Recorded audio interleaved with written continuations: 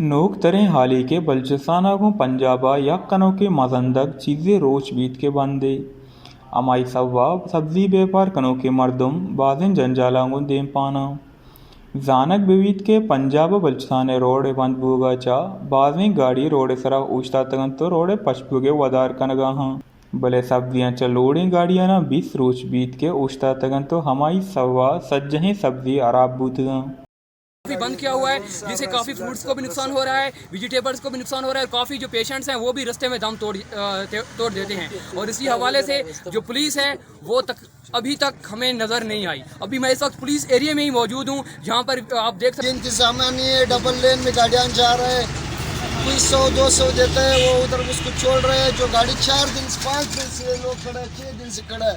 हम लोग सरकार से रिक्वेस्ट है कि ये डबल लेन बंद कर ले या डबल लेन ना हुए तो हम लोग का बहुत नुकसान हो गया। ये इससे अभी हम लोग क्या कर रहे हैं, इससे पानी जा रहा है।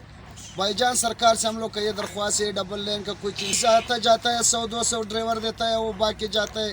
कोई सुबह आ जाता है, वो अभी निकल गया, पहाड़ के ऊपर पहुंच गया। हम लोग का 5 दिन हो गया इस लाइन पे जा रहा हूँ, समझ आया। अभी आप लोग के रिक्शा से भाईजान ये आवाज़ आगे तक पहुँचा दे, समझ आया।